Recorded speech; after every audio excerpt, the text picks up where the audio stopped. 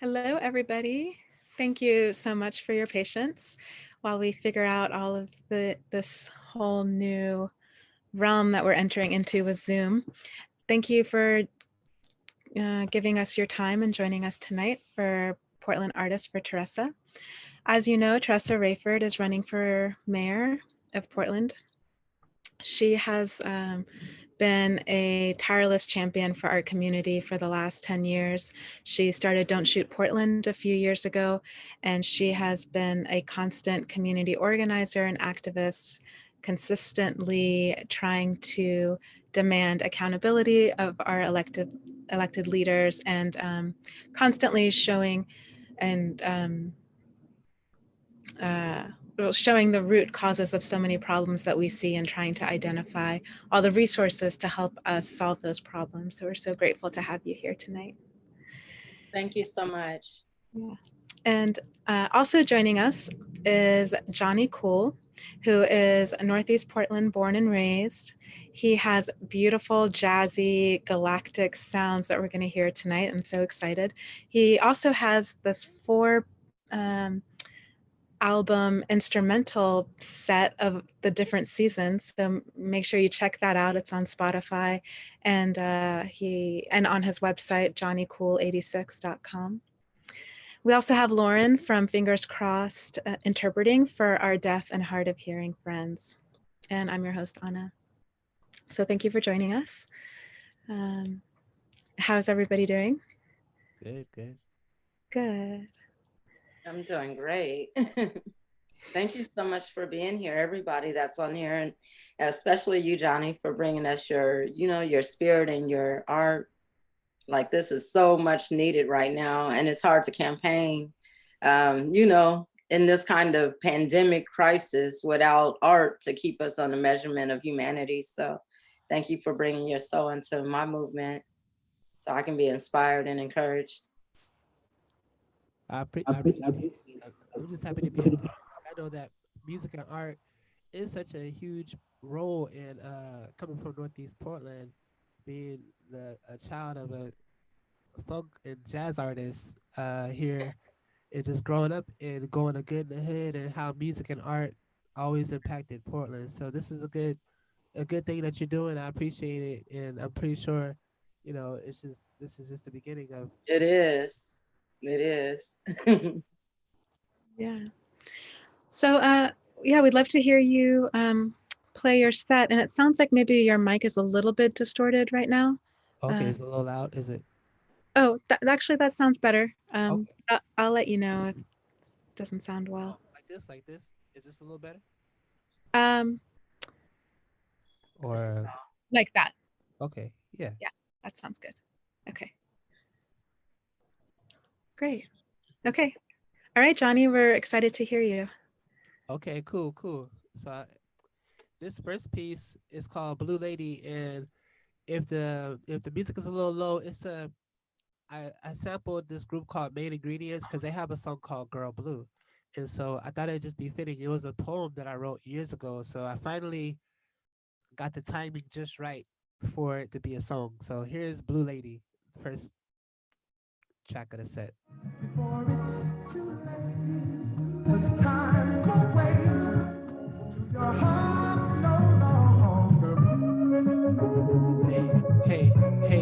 Hey, let's check it out. Whoa.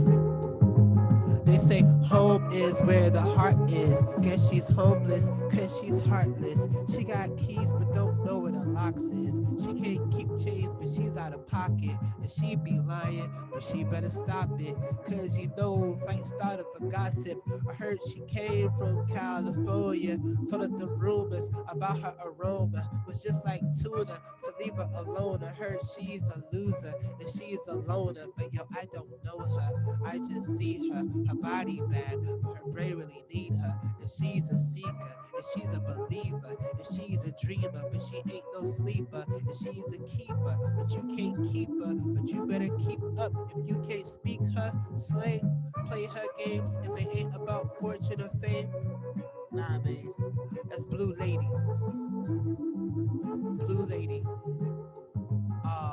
She wish she was a little bit smaller. Wish she was a baller. Wish she didn't have to look for her baby father. Wish she didn't have all her everyday problems. Wish she had a guy like me, she would call him. Got a bunch of clothes that she wish she never bought him. Had a bunch of friends that she wish she never dogged them. Everybody know that she like it on top. Now she on the bottom. Blue lady. We're gonna let the beat ride out for a second.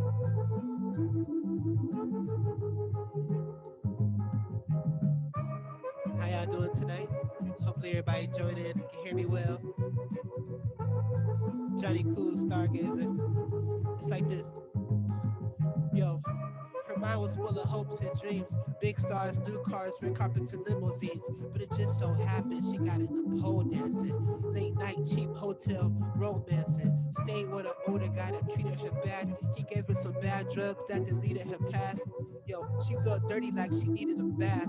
To wash away her sins she had did in the cab. She said, you don't know how I feel. I'd rather buy high heels instead of paying high bills. Like a high price hooker from Beverly Hills. Likes to go out whenever she feels. And she never get caught whenever she steals. Used to be drop dead gorgeous with a license to kill.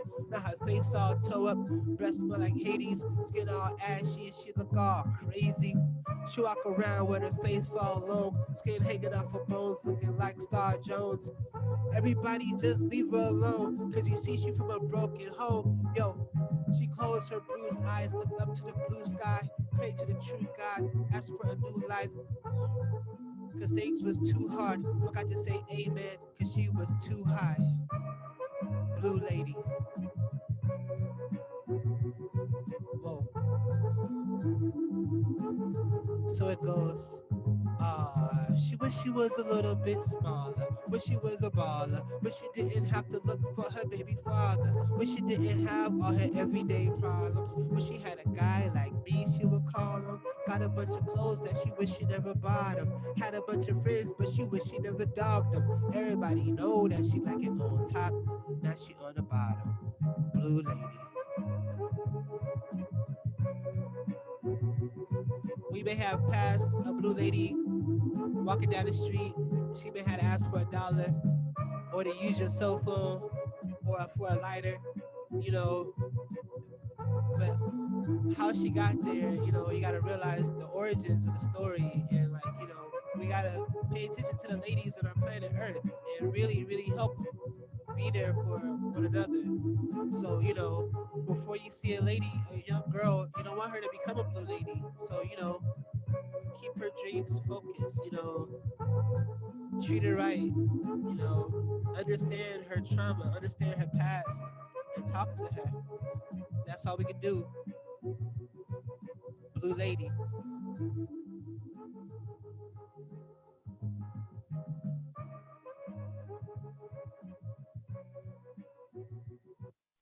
That's Blue lady.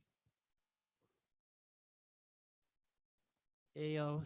And so this next joint I'm going to do, I wrote this. This is a little part of it. So I'm doing this small project called Fantasy. And so the idea is that this world that I created in this album is everything's true. There's green ladies, there's spaceships, there's sea monsters, all types of things, you know, that you wouldn't see here. But you know, it's like Fantasy Island, but it's just, you know, it's such an escape. So this song is called "Be Careful," and this takes place after I play the captain, of course. So this takes place after the captain meets a green lady, and so he has to understand the warning of "Be careful." So this is "Be Careful." It's kind of groovy. I hope you can hear it. At least you can hear the lyrics.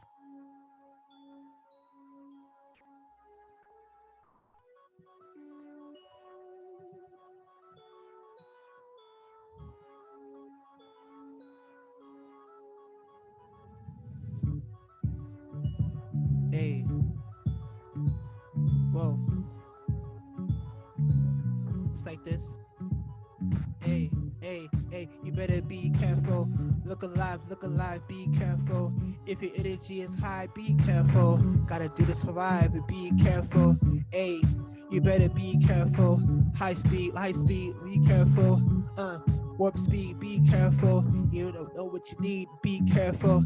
She wanna get it poppin', she a Virgo. I'm a Capricorn, I get it poppin' like turbo. On the microphone, I got it hoppin' like hurdles. But like a chaperone, she got me watching like it's her show.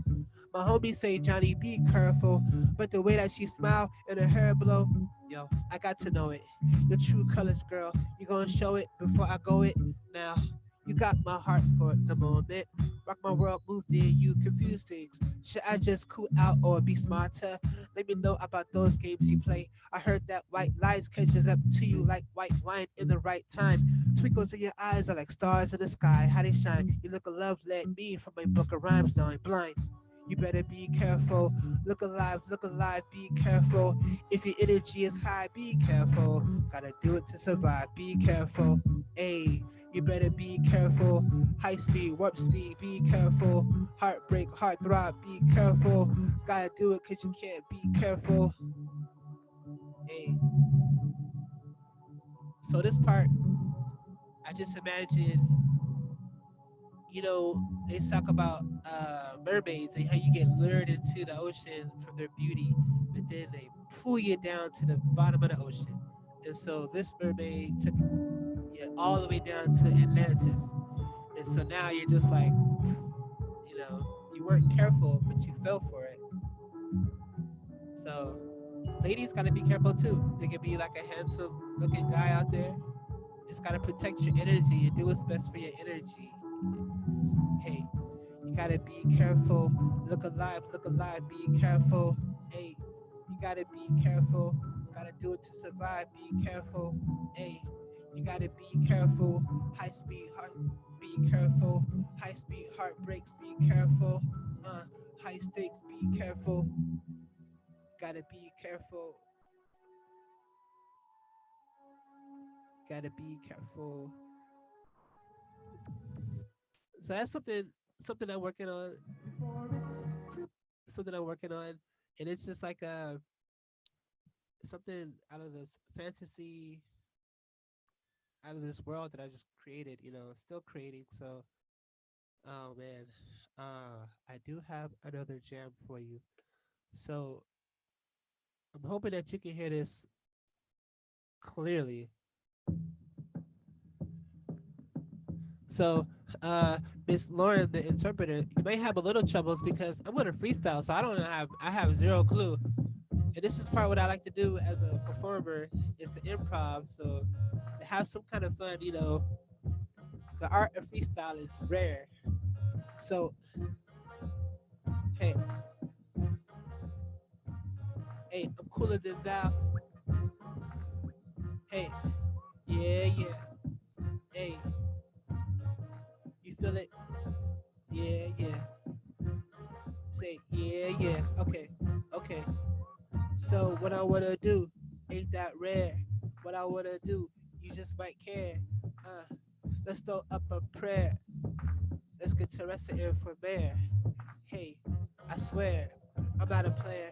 I'm just gonna take you back right away. Portland, dressing lands. Could be cold, next day is kinda hot.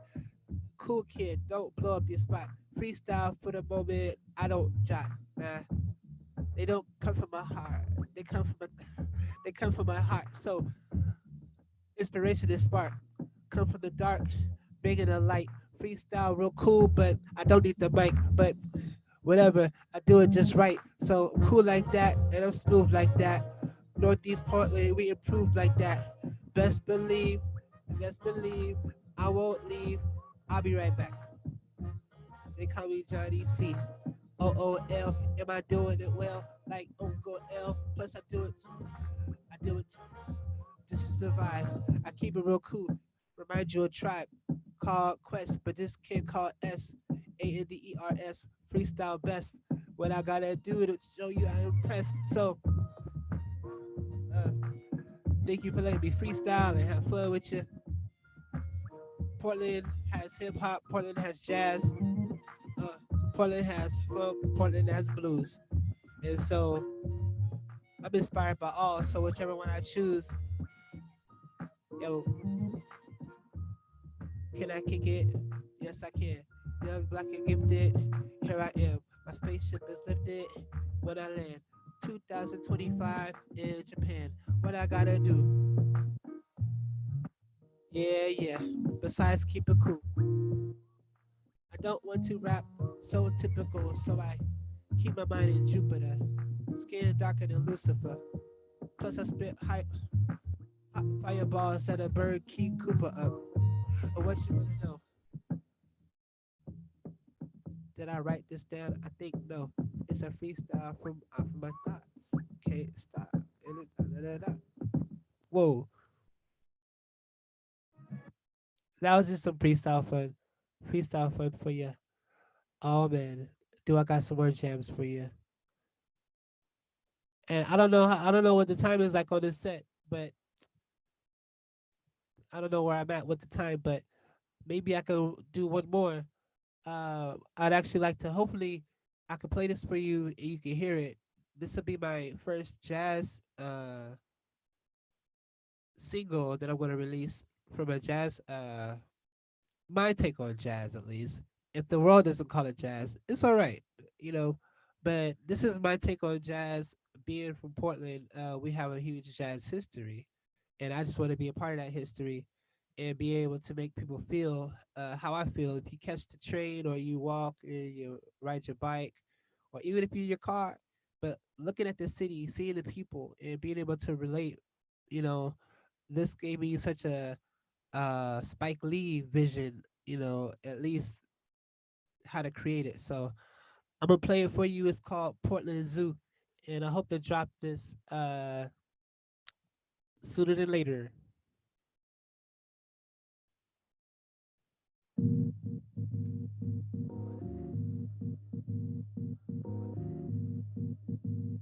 Portland.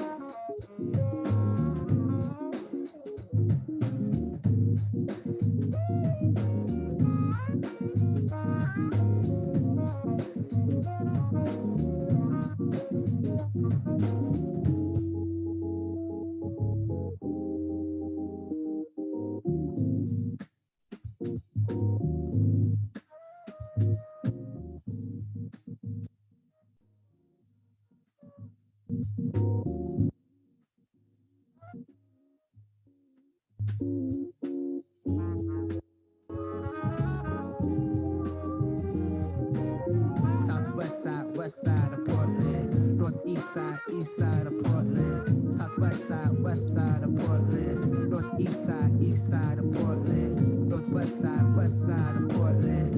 East side of Portland. Portland, Portland.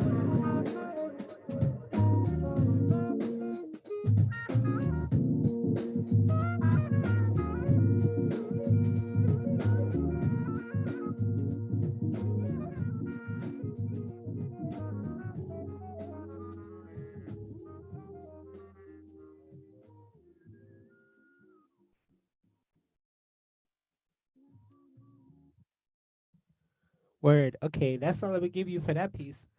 But yeah, it's kind of groovy. I hope that you're able to hear it as well. And yeah, it's just as a musician or just a creator of sound and art, I just felt like a jazz project is something I have to do before I get leave this planet. You know, it's something that I want to really. It was one of my goals to just be on a jazz radio, to have a jazz record.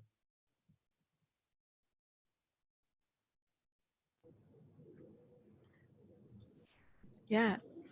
Jonny, thank you so much. That was so wonderful. And I know it's so hard to figure out how to perform this new way this time. So hopefully we'll get to see you and perform in person because your music sounds amazing. Thank you, thank you. Yes. Yeah, that's one of my favorite things to do is to rock live. Yeah, and I know it's completely different. And so thank you for bearing with us, and thanks to the audience for bearing Oh, with us. yeah, yeah. Thank you, audience. Hopefully, this music will be available for you to hear, uh, so you can get it clearly. And then Yeah, once the whole world is, I wouldn't even say the world will be back to normal, but once once we're at a better state, where we can see Yes. each other and groove, then you'll definitely be able to get this message to you clear. But right now, it's just like I feel like I'm in outer space, and you have like yo, Houston, we have a problem. You trying to hear me, this through the whole space record, so that's cool. right. Yeah. And I was listening to your music earlier today on Spotify. So I think most things are available on Spotify if our viewers want to check Yep, that out. yep, And so I do want to remind everyone that this is your opportunity to get to know Teressa and her platform. So there is an online chat. You have to sign into YouTube to use it, but please submit your questions for her so that you can get to know more about her. And also, just as a reminder, your ballots are due May 19th. That's for drop off. For mailing, you have to have them in the mail by May 14th. So please, please make sure that that happens. Make sure that you vote for Teressa and make sure that you tell your friends, neighbors, family. There's so many people, especially so many young people in Portland who are probably not even thinking about voting, but it's probably because they don't know that Teressa is even running for mayor, and that if they did know about Teressa, that maybe that would motivate them and get them excited to vote. Yeah. Um, please spread the word. Awesome. And thank you. I just wanted to piggyback off of what you were just saying and say that May 14th is the last day to mail them in. But right now, there's only 14% of the voters that are eligible to vote have turned in their ballots. And that's a pretty low number. So this is anybody's election if we can get people to turn up to, turn in their ballots. And I think it's because right now we're dealing with the COVID pandemic and people didn't know that maybe they were like, well, maybe if Portlanders are stuck at home and since we have postage paid ballots, maybe we'll get a lot of people to turn in their ballots early, but those early returns haven't shown to be huge numbers yet. So getting the word out is a really big deal. I know that we got a large number of that 14%, but I'd love to see us bring it home next Tuesday and then take that win to City Hall as a community. And so I'm just thankful that we have this platform. We get to, continue to campaign.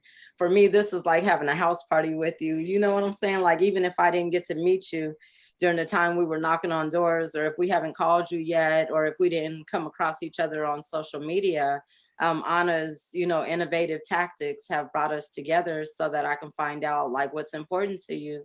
And in reading some of the articles that you've been in before, learning about you growing up in Northeast Portland, we share some of the same values. Like I grew up in houses in Northeast Portland, and having a house with a yard with trees, even if you got to do the rose bushes or if you got to do some gardening in the backyard or whatever, even if you can't leave the porch, that's better than not having a house to go to. You know what I'm saying? And so I share that with you. I miss that. I don't think that we're doing better by having a whole lot of mini spots, in our community. I miss having homes where there was basements and upstairs and backyards and, everybody showed up any time of the day. So thank you for, like having that kind of information out in the world so that people, seeking information about you can connect with you on that level. yeah. That's what a cool thing I read up on you was like how you do care about like housing for all. Housing for us is really important because like you say like growing up in a like I was telling my son uh we were walking down the street. I think it was like Shaver. We were walking down Northeast Shaver, and I'm like, son, this is where I grew up at. Yes. This is before apartments. I was like, we didn't really have a lot of apartments here. I didn't really know what an apartment was until maybe I moved to like Tigard when I Yep. got older. So just yeah, like you just missing that and like how families they have these little apartments. It's so expensive and you can't really raise your family the way you want to because to get into some of those they have to go through those programs and they have inspections Yes, every month, and so you live in like a little anxiety, a little fear. Your kid drew on the wall. You feel like, oh, we might get kicked out of because of the kid ex- drawn on the wall, or you can't even paint. You can't change your house. You can't change the way you live there. It's just yeah. It's like like you got to live a perfect life all the time, even though you live in poverty, just in order to maintain a space to live. And it's not a life because you're not really living the way you want to. You got to worry about every single thing. And people, I've talked to so many people and they bring things up like, hey, affordable housing and residential infill, and we're going to build this and this and that. And I'm like, you don't understand. If we don't reinvest in the infrastructure that we currently have, we'll always have displaced families because there's no way for families to grow when we're continuously pushing people and segregating them outside of society. And so I'm very mindful of how that works. And especially like the barriers once you're inside to even get past living and being eligible for that type of housing. It's like you don't get to change your standard of living. I know people that once they got raises, it was like, wow, do I quit this job? You know, because right now, if I get too much money, I'm not even going to be able to stay here because if I lose this job and I lose my housing, then me and my kids are going to be homeless again. And I don't think that people in that, you know, that run the city, they're not mindful of that type of bureaucracy and how it affects us and how it causes PTSD and how it's a trigger and a root cause behind a lot of violence as well. So, yeah, and the people who can't relate to that are the people who they weren't around in old school Portland. They weren't around when with families. They got to see families like like we had a neighborhood. It was a community. And there's and that's so distant now, and yeah, a way to relate to people and talk to people you just can't because like you said, everybody's working like 3 or 4 jobs. uh and if you make too much money, you lose your food benefits. You make not enough money, you're not eating right, you're not living right, you're barely living. So, and it's just when I was younger, men in their 30s were already like homeowners in my neighborhood. They already owned homes, and they were living, they had cars, they had their own business. exactly. And me in my 30s, I know a lot of guys who are just like, we're trying to get to that point. We're trying to get to that point together. We're talking to each other, but it's also we're just like, oh, that looks like something that we won't be able to do until we're 40 at least. Hopefully, just we got more or less one of us striking rich. But it's just What yeah, people don't realize is that a lot of the times when we talk about equity, like they started equity programming throughout the state like 35 years ago, right? All these different racial attacks on people created a circumstance for them to say that we needed to create these referral services and systems for people that had been retaliated out of their community. So business owners, community members, whatever. We went from living and struggling to kind of assimilate in society and have equal access to basically being disenfranchised and pushed out of society because we were looked at as like a source of revenue because of the oppression and discrimination that our community was being dealt with. And so what I've looked at over the last 35 years is that that lens of equity has literally created a disadvantage for us. Like we've literally been disenfranchised because of the efforts meant to inflate our community with equity. It literally was a system of policing. And so when you say that, you know, we had intergenerational wealth and people were buying their houses and going to school and everything, and then all of a sudden we ended up getting the gangs and the community policing, and you couldn't do anything without, you know, a vetted opportunity through a local leader. Instead of it being a free enterprise, it seems like our community access became a monopoly, and you had to get access to something through somebody rather than just having free access like anybody else in any other community. And so to me, that is where the disenfranchisement had been, because we were literally commoditized. And you can look at, like, you know, Ava's movie, The 13th Amendment, and you can see where in the 80s, that money, that crime drug money, that Measure 11 money, all of that, instead of them seeing people that lived in poverty, and it wasn't like super poverty like Watts, California or nothing. It was just literally like, you're Black, so you have to be second class. We're going to see you as an economic opportunity. And they literally, because we were Black, because we were related as people of color, but with non-Indigenous roots to tribal communities here, we weren't protected from the system identifying us as criminals and utilizing that as a direct benefit through legislative funding and community partnerships. But right now we're seeing those inequities. We see the displacement, the overrepresentation in our foster care, the high rate of suicide, the unhoused children, the children not graduating from high school, 25 years of gang violence, but no, investigations or anything, like, we see what that looks like. We've lived it. We've been displaced from it. But now, because of it, we also have PTSD. So we need leaders that understand all of that and want to circumvent that, because it does affect our entire society. It doesn't just affect the Black community. It doesn't just affect the communities of color. It affects the entire society when people don't have a fair access or advantage. So I'm just, That's all you just said. Yeah, through and through.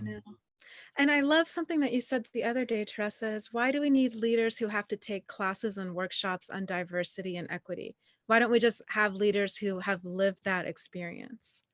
Because in my opinion, they're trying to make what they're doing legal. They're trying to make it a clear directive for referrals. So if they identify a bias or an issue, it's still functioning as an opportunity to exploit us. It's still functioning as a way to commodify your relationships with those communities. It doesn't bring value to us to be harmed. And it's quite violent to think of how you can apply those type of directives to an assault on us, or an insult, or the discrediting, or the dispositioning or displacement. Like, those things are harmful to society. And the fact that all we have to do is have our training and then we can bridge our efforts later, come on. We don't do that to people that are victims of crime. And in my opinion, like my nephew dying at 19 years old in this community where I grew up at, because of this type of system, to me, that is a crime. To me, that's political negligence. It is criminal. The displacement of our community, to me, is criminal. But when we don't understand the system and how it applies to us, and also how to dismantle those systems or hold them accountable, that's what's even more criminal. But that's why we need leadership that doesn't mind bridging that education. We can't run the city without the people. Like, you are our biggest resource, period, in order for us to get it right. But if you're not even welcome into the city on a level where everything that you're saying is something that we want to make an effort at rectifying, then that becomes more of a problem. And we see ourselves here, 500 years later, on stolen land, so come on. We're not going to get it right, not until we do it. That's true. Can you speak a little bit more, especially for the viewers, and tell us a little bit more about what happened, what you saw in the community and with elected officials when your nephew was killed, and how that led you down the road to Don't Shoot Portland and other community activism? Well, yeah. So one of the first things I did, because at the time Sam Adams was the mayor, and so the direct response, because I was working with Barbara Wheeler's office and this group that was called Black Women for Peace before my nephew got murdered, just, like for my grandpa. But because I was in proximity to the county and the city and the police and everybody else through that relationship, the mayor was advising me that because I was functioning myself as, I need to know why my nephew got murdered, why this Marine called me and said that y'all didn't have, an AED device in the car or a tourniquet. Why wasn't there an effort to save his life? Why, what was going on? And they made to me basically a propaganda statement that, oh, it was just a disaster. This is happening. There's nothing we can do about it. These kids are violent. Your poor nephew. And what I saw in the media was like the coming together of the community, the reading of his letters at Grant High School. It was like a kumbaya session of "We shall overcome" or something like that, right? So I'm thinking to myself like, wow, you really haven't connected with our family on a level of me seeing you on TV, like not even a couple of hours since my nephew died, propagating things. So let me concern myself with connecting on this. And in every level, it seemed to me that the people sitting around the table that were making decisions about our public safety in regards to our children, everybody was waiting on opportunities for funding in order to bring forth resources to kind of connect with community to stop the violence. And I was thinking to myself, like, but I recognize all y'all.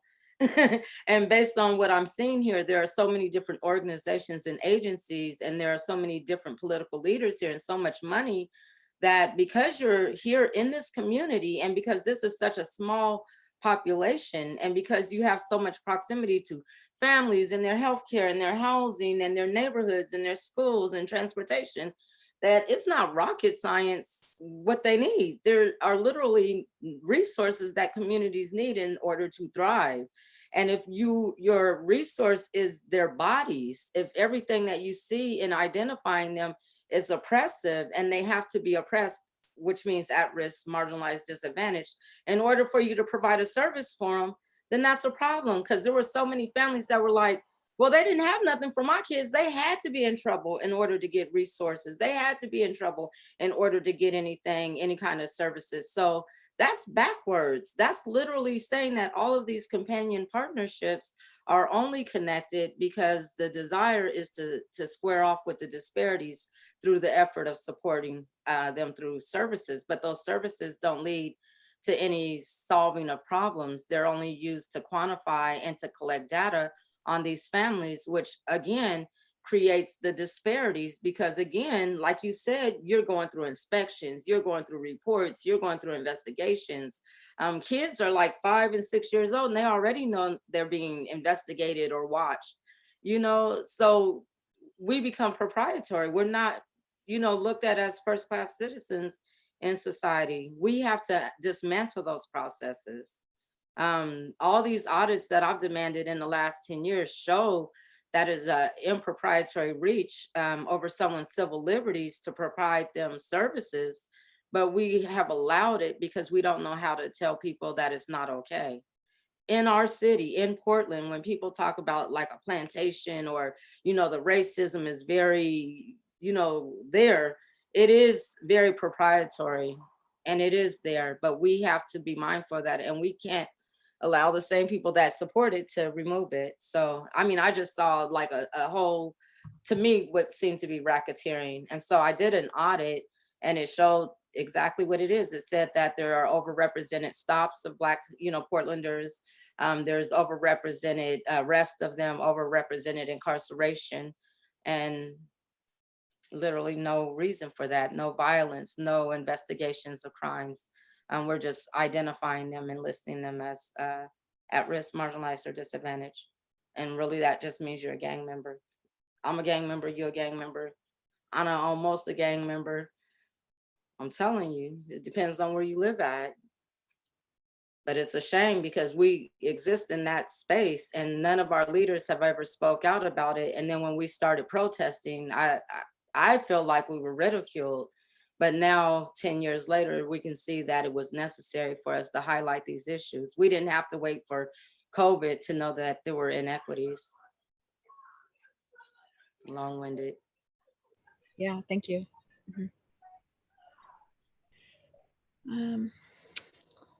Well, if any viewers have questions for Teressa or Johnny, do you have anything you'd like to ask her? Here's your chance. Let's see. I did well.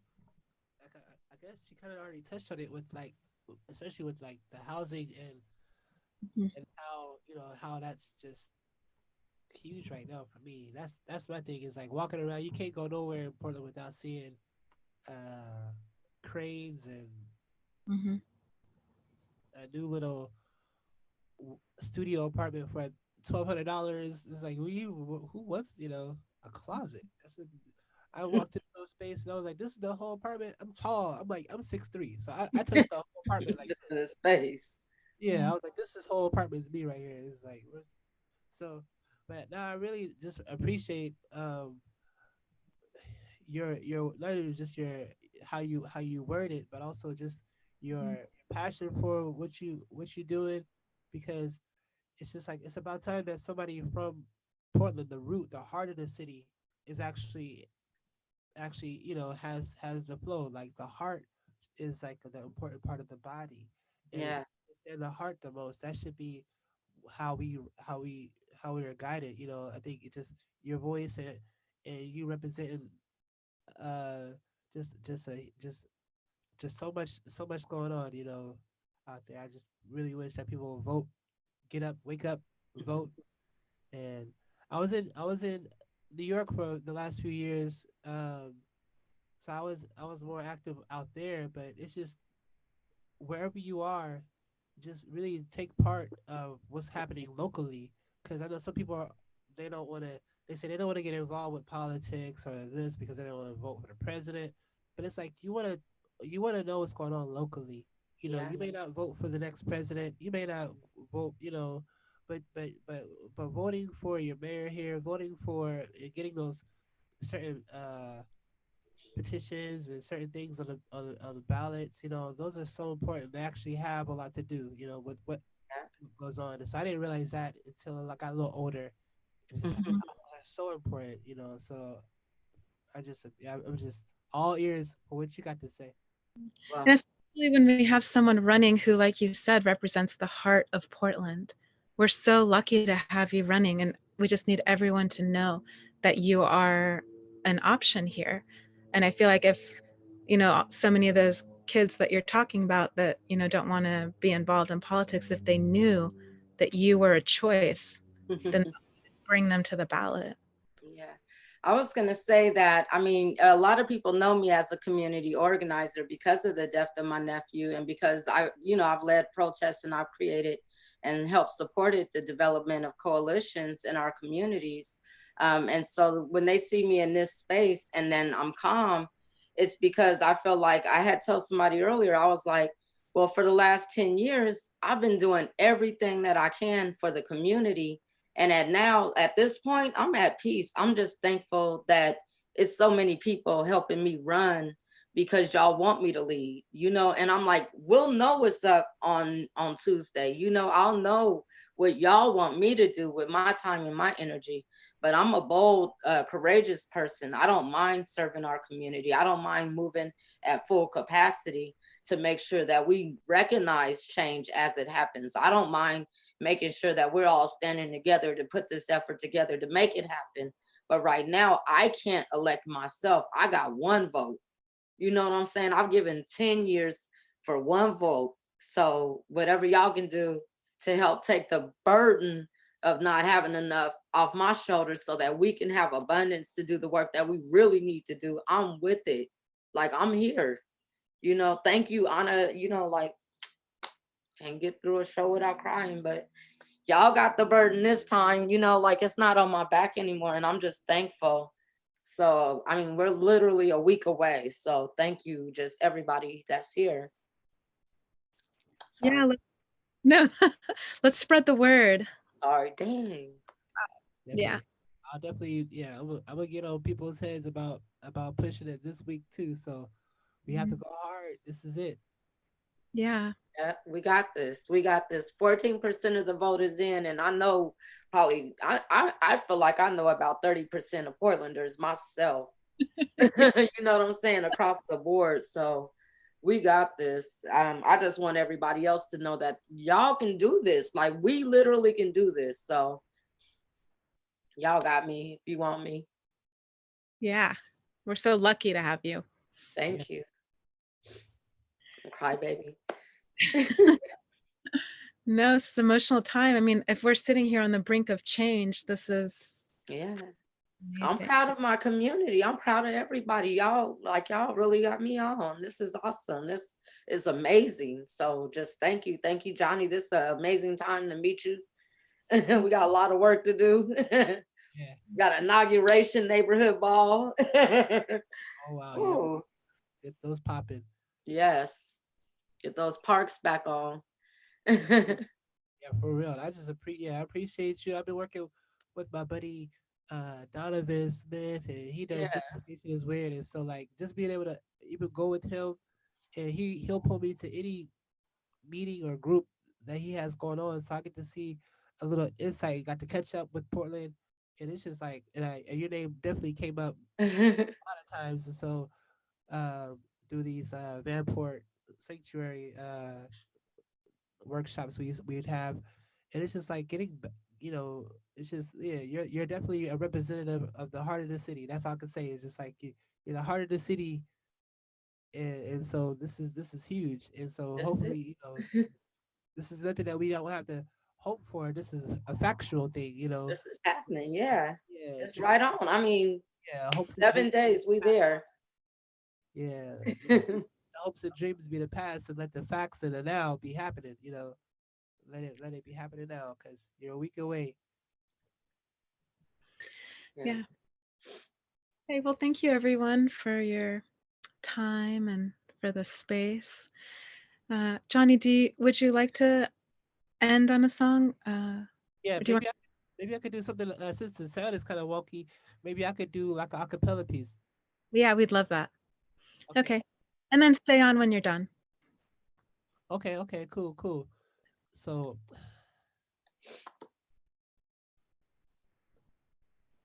I have this piece. I'm gonna clash two pieces together. They're pretty cool. They're pretty cool. So they kind of go together. They're two short poems. I'm gonna just try to ease it together. Okay. Tomorrow's yesterday is a gift, the present that's offered up to kids like him. But the offering wasn't offering any oxygen to breathe. So often when folks stopped watching him, he would leave, gather up his dreams and his keys to his chest that opened up his heart that was set on success. But stress wouldn't let him achieve anything he strived for. But you can catch him walking with his headphones and his eyes closed, trying to find gold in a town just north of the state Tupac used to ride for. And when times got wicked like Wilson Pickett, he was trying to kick it in the midnight hour. Soon as the earth shifted, he found the whole world through his blindfold. Gentrified, trying to find home. Oh yeah, you thought he was a rhinestone till he got his shine on. He's a diamond. Is there a paradise for me, Lord? All I need is my laptop and keyboard. I ain't tripping if my life take a detour. I bounce back on my feet like a b-boy. You know I got that glow, Bruce Leroy. Little Barbara Shopper horrors call me Seymour. I see more reasons I shouldn't be poor. Back when I couldn't afford to record. Last year I was sleeping on the floor. Next year I'll be on tour. You know I'm about to blow like C4. Live long, prosper. Leonard Nimoy. My Spock side saying that it's logical. My Kirk side get me through the obstacles. My Pock side will put you in a hospital. But my church side got me singing gospels. My work side, hustle side, winter grind frozen.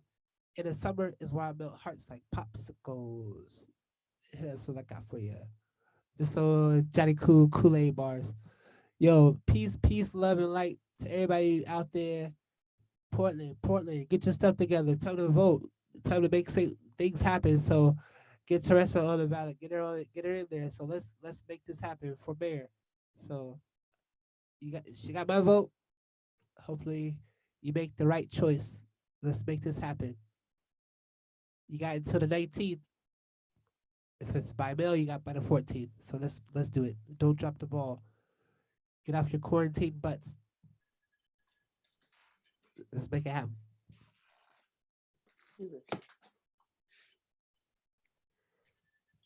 Be chilling. Y'all got quarantine. Y'all chilling. Y'all can get up. You said get off your quarantine butts. Well, I appreciate the